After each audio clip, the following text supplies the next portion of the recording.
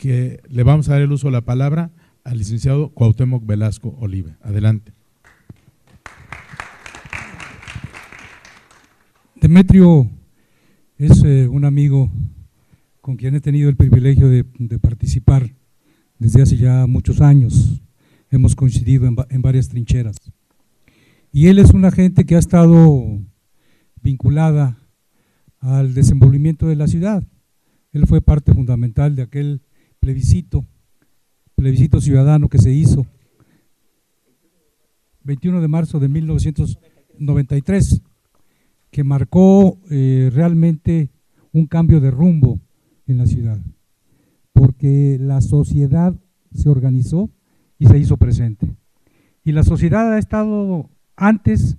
sido la fuerza motriz de todos los cambios políticos y de los avances que se han logrado en la Ciudad de México. O sea, quiero destacar esto porque las reflexiones que ha hecho Demetrio, que además son producto de su experiencia como legislador, como funcionario público, son muy importantes y vale la pena que no las dejemos pasar. Aquí también hay otros compañeros, como es el caso de Armando Quintero, ya hicieron una alusión personal porque él fue secretario de Transporte. Entonces hay materia gris para poder hacer algunas consideraciones que son importantes. Y yo quisiera hacer algunas de ellas.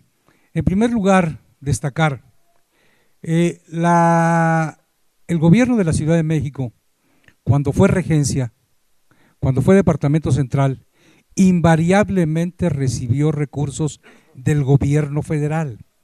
La Ciudad de México se mantenía en gran parte gracias a los recursos que le llegaban del gobierno federal. Cuando políticamente se dio ahí un conflicto de intereses o político, ideológico, los recursos para la Ciudad de México empezaron a dejar de fluir. Entonces yo creo que esa es una cosa que es muy importante subrayar y que tiene que pelearse, que se abran las válvulas. Y aquí, aunque el planteamiento que ha hecho Demetrio ha sido un planteamiento políticamente correcto, yo creo que vale la pena introducir como parte de esta discusión lo políticamente incorrecto.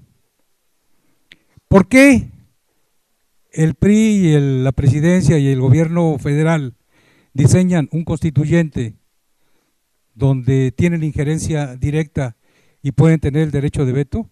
Porque, por ejemplo, no habrá la posibilidad de poner contra la pared al gobierno federal y exigirle que vuelva otra vez el flujo de recursos hacia la Ciudad de México. Esto no quiere decir que se abandone esa causa, simplemente lo puntualizo y destaco que va a ser importante que se pelee, ¿sí? Segundo, lo que ha dicho Demetrio nos lleva a preguntarnos cuál es el papel del gobierno de la Ciudad de México. Su papel es fundamentalmente atender los servicios públicos y resolver todo lo que tiene que ver con el transporte, con el agua, con la movilidad, con la pavimentación, las vías rápidas, etcétera. Todo aquello que tiene que ver con la infraestructura, ese es el papel, o el papel va más allá. Y también tenemos que atender la parte social. Yo creo que los últimos gobiernos han atendido la parte social y ha habido un rezago de lo que tiene que ver con la infraestructura.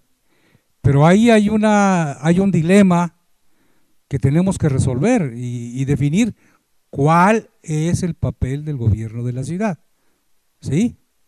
Y esto hacerlo pensando en lo que apuntaba Demetrio, cómo hacerle para que esta ciudad tenga viabilidad, porque en las actuales circunstancias efectivamente no tiene viabilidad. y tenemos que replantear los parámetros, perdón por el por la expresión, ¿no? Las bases sobre las cuales se va a gobernar la Ciudad de México. Y es otra discusión de fondo que hay que dar y que además no es sencilla darla, porque obviamente pues aquí intervienen factores de mucho peso social y factores también de carácter ideológico, ¿sí? Pero me parece que eso es importante ponerlo en el tapete de las discusiones. Otra cosa que me parece fundamental que hay que considerar, pues lo que tiene que ver con el desarrollo urbano y cómo se conduce este desarrollo, cuáles son los factores que lo liderean, que lo orientan. La Ciudad de México desde hace una buena cantidad de años, la verdad no sé cuántos, pero hace ya varios, que crece de acuerdo con pautas de carácter inmobiliario. Los grandes desarrollos inmobiliarios son los que marcan la pauta del crecimiento urbano de la Ciudad de México. Demetrio gobernó una delegación, la Miguel Hidalgo, donde están ubicados los terrenos que alguna vez fueron de la General Motors, que ocupaban una extensión bastante grande. Y esos terrenos, cuando la General Motors dejó de producir ahí, se fueron destinando a otros fines que propiciaron un desarrollo inmobiliario brutal. Se impusieron los intereses inmobiliarios y no se pensó en ir modificando la infraestructura. Demetrio tuvo que hacer frente pues a algunas broncas fuertes, ¿no?, que partían desde Palmas y Reforma, y un deprimido en Palmas. Pero lo importante y lo que hay que destacar es que en la Ciudad de México primero se construyen los grandes desarrollos inmobiliarios y luego se piensa en infraestructura, ya cuando tenemos el agua hasta el cuello con la movilidad, cuando están sobresaturados los servicios. Y ese es un tema que hay que revisar, porque además vemos ahora que están proliferando los grandes edificios. Acaba de inaugurar el edificio más alto de la Ciudad de México, que es el de Vancomer. Entonces, ahí está otro tema que es muy importante que nosotros discutamos. Y finalmente, Demetrio tocó un punto que me parece fundamental. Las bases sobre las que se erige el proyecto de reforma política y de constitución de la Ciudad de México son muy, no sé cómo llamarles, si gelatinosas, ambiguas, no son suficientemente claras. No se habla, por ejemplo, de un gobierno, de un Estado que sea parte del Pacto Federal. Se habla de una entidad federativa, integrante del Pacto Federal, lo que por cierto ya éramos, ya estaba contemplado en el 122 constitucional.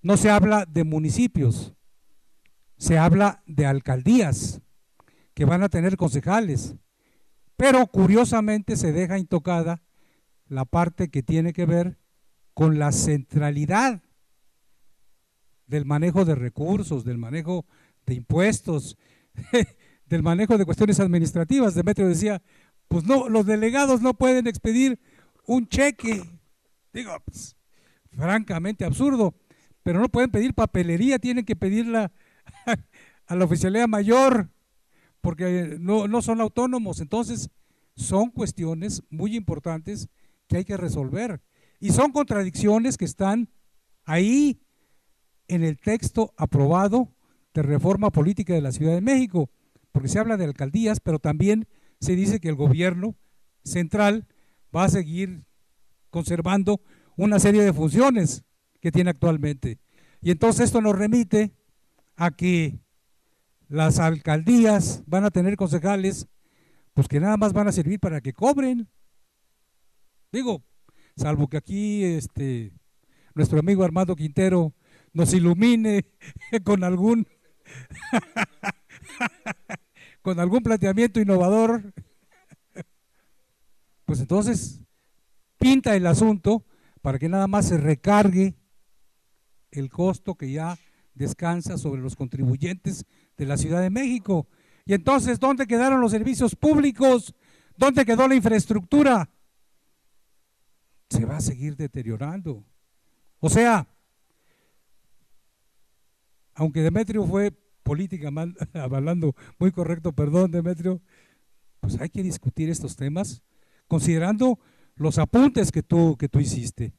Y entonces lo saco a colación porque me parece que es muy oportuno y que vale la pena que todo este conjunto de aspectos, de cosas, pues las tengamos presentes y vayamos debatiéndolas y vayamos invitando a gente de talento, como es el caso de Demetrio y muchas gentes más que pudiéramos invitar, pues para que vayamos iluminando el camino y que a final de cuentas nos lleve a buen puerto. Gracias.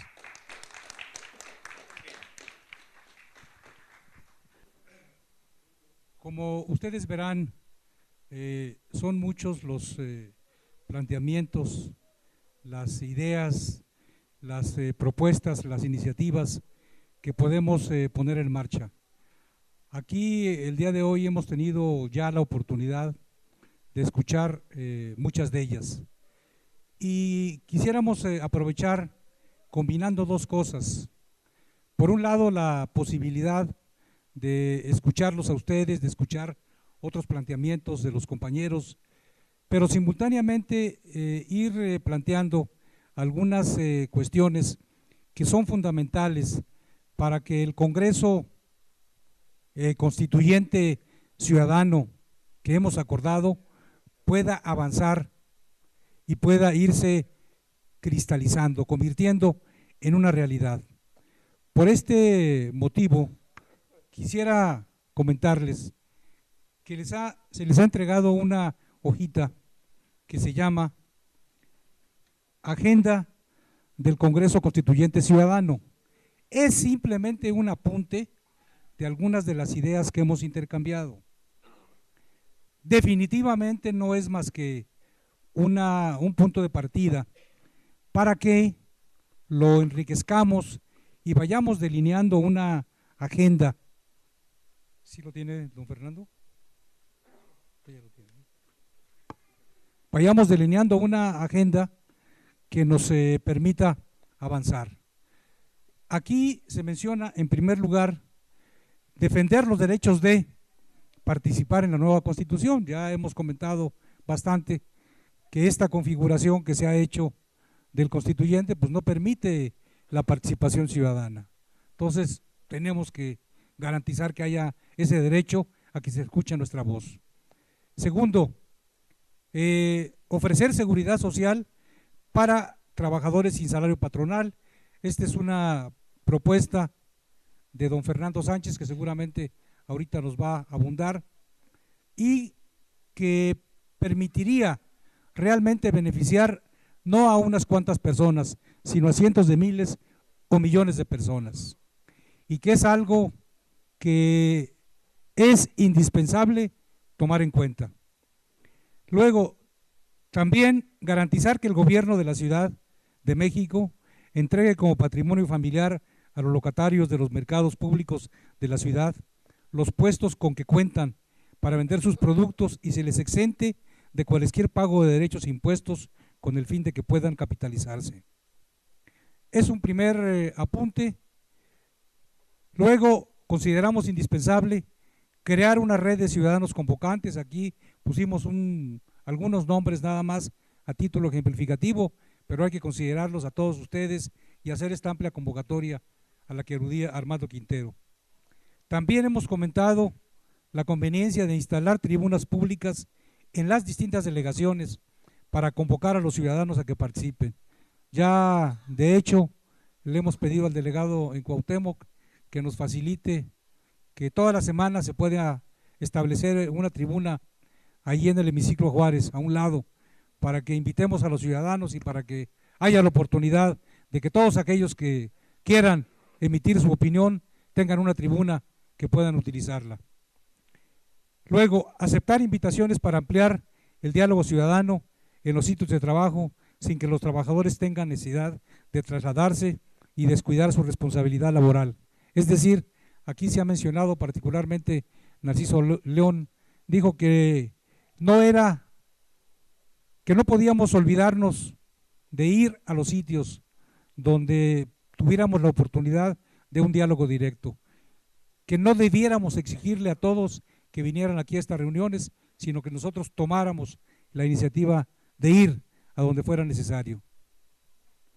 Después, la ocasión anterior, se habló de varias casas que se ponían a disposición de este Congreso Constituyente Ciudadano, comenzando por esta misma, otra en Dolores 81, entre Palma y Brasil, otra en San Antonio Abad. Son apuntes, nada más. Luego, hemos señalado la conveniencia de que se coloquen mantas en los mercados, en los tianguis, en la vía pública, etcétera, o que se coloquen cartelones donde no se puedan colocar mantas, ¿no?